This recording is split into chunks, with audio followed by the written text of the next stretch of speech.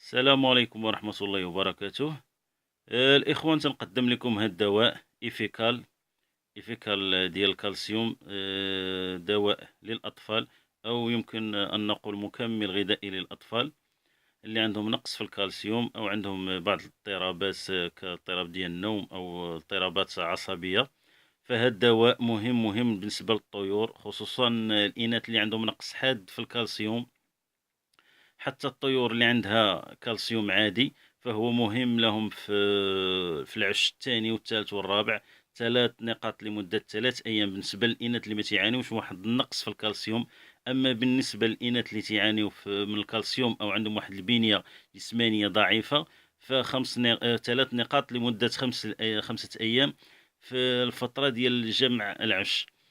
هاد المكمل يمكن لي نقولوا مكمل غذائي، ما عندوش واحد الأضرار جانبية.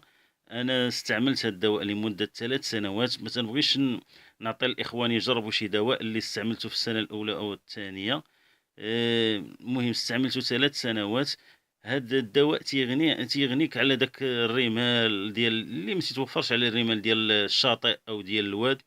يكفيه الكالسيوم وبعض قشور مثلا ديال البيض. فأنا تنستعمل قشور ديال البيض وهاد الدواء، وتيغنيني كما قلت على الرمال ديال البحر أو الرمال ديال الواد.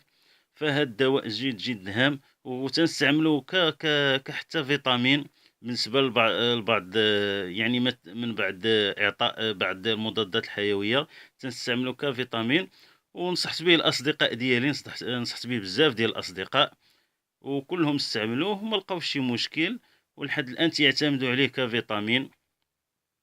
وتنصح الإخوان باش يستعملوا هذا الدواء، فهو دواء جد هام بالنسبة لإنتاج واحد العدد كثير أو عدد وفير ديال الطيور ديال الكناري أو الحسون. فهذا الدواء غيساعدهم بزاف في كثرة الإنتاج. الدواء الثمن ديالو ما تيتعداش حوالي 25 درهم.